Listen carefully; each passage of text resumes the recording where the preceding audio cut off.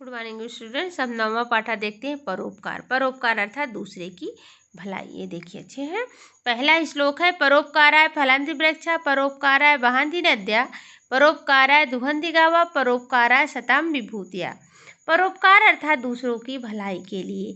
तो परोपकार के लिए वृक्ष फल देते हैं। परोपकाराय वहन्ति नद्या परोपकार के लिए नदियाँ बहती हैं। परोपकाराय दुहन्ति गावा परोपकार के लिए गाय दूध देती हैं।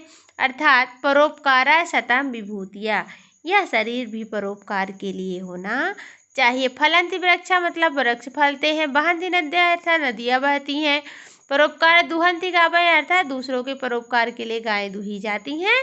तो क्या है परोप सतम विभूतिया, यह शरीर भी दूसरों की भलाई के लिए होना चाहिए। आगे है श्रोतम श्रुते नैव न कुंडलेन दानेन पर्णिम तु कंगणेन विभाति विभाति काया करुणा प्रणाम परोपकारेण न तु चंदनम।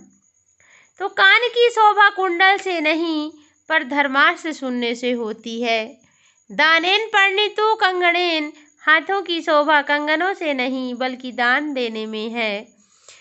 विभाति ही काया करुणा करणाम परोपकारेण न तु चंदनेन, ठीक इसी प्रकार से करुणा पर मनुष्य की काया परोपकार से शोभित होती है। करुणा पर, कोई करुणा है, दुखी है, तो मनुष्य का शरीर उस समय क्या होना चाहिए?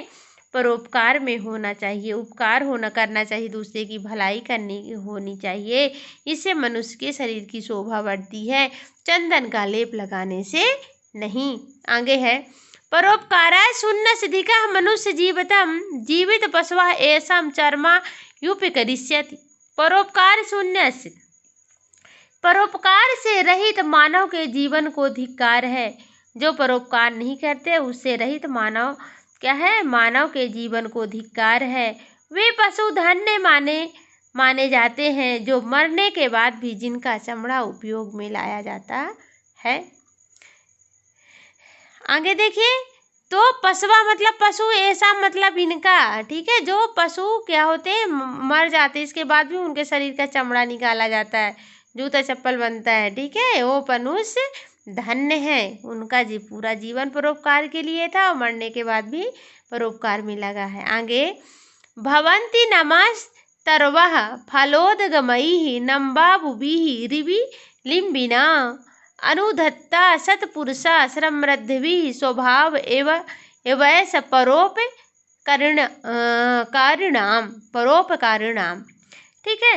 वृक्ष समूह जो है, वृक्ष समूह फलों के आने पर झुक जाते हैं। भवन्ति नम्रास्त्रोर्वा फलोद गमैः नम्बाबुभिः रिलिविम्बिना अनुधता सत्पुरुषा समृद्धिः स्वभाव ऐसा परोपकरणीम। तो वृक्ष समूह फलों के आने पर भुग जाते हैं। पहली लाइन का अर्थ है भवानी नमास्त्रितोर्वाह फलोद गवैः नम्बाबुभिः रिविलिम्बिना। वृक्ष समूह फलों के आने पर झुक जाते हैं। मेघ समूह नवीन जल से भरे होने पर नीचे तक झुक जाते हैं। मेघों अर्थात बादलों का समूह झुक जाते हैं। फिर क्या है? सत्पुरुषा समृद्धि, जो सज्जन समृद्धि प्राप्त करने के द्वारा विनम्र हो जाते हैं। सज्जन पुरुष क्या होते हैं कि जब उनके पास बहुत ज़्यादा समृद्धि आती तो भी वो क्या होते हैं? विनम्र हो जाते हैं। पर स्वभावेशाम परोपकारणीयम, परोपकार करने वाले मनुष्य का यह स्वभाव ही होता है। फिर से देखिए इसका अर्थ, वृक्ष समूह फलों के आने पर झुक जाते हैं। मेघ समूह नवीन जल से भरे होने पर भी नीचे तक झुक जाते हैं। सज्जन समृद्धि प्राप्त करने के द्वारा एवं विनम्र हो जाते हैं। परोपकार करने वाले मनुष्य का यह स्वभाव ही होता है। आगे देखिए, यदा यदा ही पुरुष कल्याणे कुरुते मनः तथा तथा सर्वथा सिद्ध्यन्ते नात्र संशया। ये प्रश्न नंबर पहले का खा का उत्तर है, ठीक है, श्लोक पूरा करना है। पहले का परोपकार फलंति वृक्षा परोपकार वहन्ति नद्यः परोपकारा दुहन्ति गावः परोपकारा सतां विभूतियः। ठीक है, इसको करिएगा।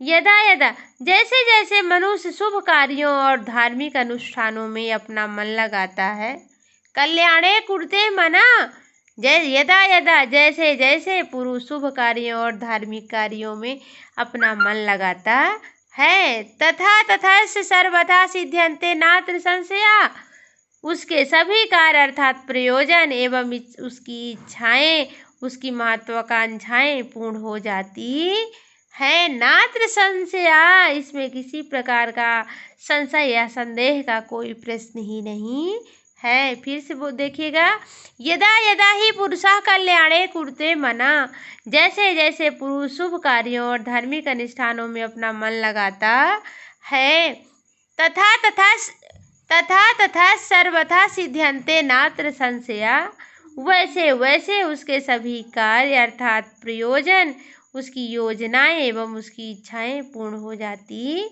हैं। नात्र संशया, इसमें किसी भी प्रकार का संशय या संदेह का कोई प्रश्न नहीं है। आगे देखते हैं, आगे समझ में। हाँ ठीक है, आगे चलते हैं। अष्टादश पुराणेषु व्यासस्य वचनद्वयं परोपकारः पुण्याय पापाय परिपीडनम्।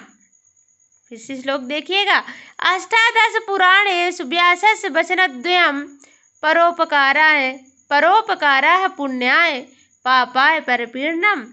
महर्षि वेद व्यास जी ने 18 पुराणों में 2 विशिष्ट बातें कही हैं। 18 पुराण जो हैं उसमें 2 विशिष्ट बातें कही। पहली है परोपकार करना पुण्य होता है, अर्थात दूसरे की भलाई करना पुण्य का काम होता है।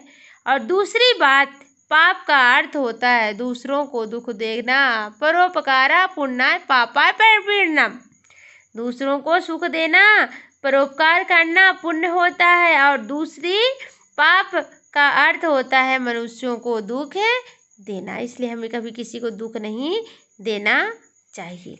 ठीक है, ये प्रश्न नंबर पहले का उत्तर, पहला जहाँ का लिखा है उसको और खा का, ये जो खालिस्तान श्लोक का दिया इसको भरना है। आगे देखिए, ये आगे देखिए, इस श्लोक मिलाना है।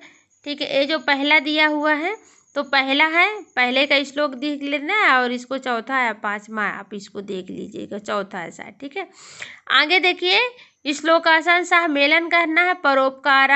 परोपकारा पुण्याय पापाय परिपीडनम्। दूसरा परोपकाराय फलन्ति वृक्षा, तो खा का परोपकारं वहन्ति नद्यः। यदा यदा ही पुरुषः कल्याणे कुरुते मना, गा का है श्रोतम सुते नैव न कुंडलेन दानेन पर्णेन तु कंगणे। ठीक है, ऐसा ही जोड़ी है, इसको देखिएगा। अब आगे देखिए, ये अच्छे से। अब आगे लिखा है, निम्नलिखित प्रश्नों को उत्तर संस्कृत भाषा में लिखिए। संस्कृत में लिखा, अधो लिखितानां प्रश्नानां उत्तराणि संस्कृत भाषायां लिखत। ठीक है, तो लिखा परोपकाराः केषां विभूतयः, तो परोपकाराः केषां की जगह हो जाएगा सतम। ठीक है, विभूतिया, तो परोपकाराम सताम विभूतिया, पूरा क्वेश्चन से ही लिखना है, केवल केशाम की जगह सताम लिखना है। ठीक है, के परोपकाराय फलंती, तो के की जगह लिख देना है वृक्षाः परोपकाराय फलंती। ठीक है, आगे है पाणि केन विभाति, तो पाणि केन की जगह लिख देना है दानेन विभाति। ठीक है, केन की जगह दानेन। फिर है फलोदगमैः के नाम्ना भवन्ति, तो फलोदगमैः के की जगह वृक्षा लिख देना है वृक्षा। ठीक है, वृक्षा नाम्ना भवन्ति। ठीक है, के समृद्धि अनुद्धता भवन्ति, तो के की जगह लिख देना सत्पुरुषाः समृद्धि अनुद्धतः भवन्ति। इस तरह से इसलिए बता रहे हैं जिससे एग्जाम में आप लोगों को टेंशन नहीं हो लिखने के लिए, एक ही वर्ण पद आप लोगों को याद करना। ठीक है, परोपकार केषां विभूता, परोपकार सतां विभूतिया, के परोपकाराय फलन्ति, वृक्षा परोपकाराय फलन्ति, पाणि केन विभाति, पाणि दानेन विभाति, फलोदगमैः के नाम्ना भवन्ति, फलोदगमैः वृक्षा नाम्ना भवन्ति, के समृद्धि अनुद्धा भवन्ति, सत्पुरुषा समृद्धि धता भवंती, ये लिखा हुआ है, इसी को पूरा उतार देना सत्पुरुषा के बाद। ठीक है, आगे देख लीजिए, लिखा है भाषा अध्ययन में अधोलिखिता नाम वाक्या नाम वचनम परिवर्तनम कुरु। वचन परिवर्तन करना है, जिसमें वचन एक वचन दुई वचन एक वचन दुई वचन दिया है। ठीक है, तो वृक्षा परोपकाराय फलंत, एक वचन में वृक्षा की जगह वृक्ष हो जाएगा। ठीक है, वृक्ष लिख देना है। और परोपकारा नद्या बहंती, तो नद्या की जगह नद्दा हो जाएगा, पूरा सेंटेंस उतार लीजिएगा। फिर पशवा जीवंतु, तो जीवंतु की जगह जीवतु हो जाएगा। तरवा नम्ना भवंती, तो नम्रा की जगह नम्र हो जाएगा। ठीक है, क्लियर हो गया। आगे ये जो यहाँ पे हमारा दिया हुआ है, तो वृक्ष बना लीजिएगा 2 डाट लगा के। ठीक है, आगे है ये देखिए, अधोलिखिता नाम प्रदत्ता नाम मूल शब्दा नाम लिंगम विभक्तिम वचनम च लिखत। तो पदों में के मूल शब्द है, लिंग विभक्ति और वचन अलग करना है। ठीक है, तो ये देखिए, तो पद नद्या मनुष्य से वृक्षा पुराणेषु लिखा, तो मूल शब्द में हो जाएगा पहले नदी, मनुष्य, वृक्ष और पुराण। तो इसमें क्या है, नदी स्त्रीलिंग है, मनुष्य पुल्लिंग है और वृक्ष भी पुल्लिंग है, पुराण भी पुल्लिंग है। ठीक है, फिर विभक्ति हो जाएगी, देखिए प्रथमा विभक्ति, षष्ठी विभक्ति, प्रथमा विभक्ति, प्रथमा विभक्ति। वचन देखिए बहुवचन, एक वचन, बहुवचन, बहुवचन। ठीक है, अब आगे देख लीजिए क्रियाकलाप में, देखिए आप लोग कि से सेंटेंस बनाना है, मंजूषात पदों से चुनकर परोपकार विषय पर आधारित 5 वाक्य लिखना है। तो वृक्षा परोपकाराय फलंति, पाणि दानेन विभाति, नद्या परोपकाराय जलम वहन्ति, आगे परेषाम उपकाराय कृतं कर्मम उपकाराय कथ्यन्ते, सज्जनाः परोपकाराय एव जीवनम धारयन्ति। ओके, ठीक है, ये देख लीजिए एक बार फिर से, सबको समझ में आ जाए और अच्छे से कंप्लीट कर लीजिए और याद करिए, एग्ज़ाम बहुत जल्दी होने वाले हैं। Okay, thank you class.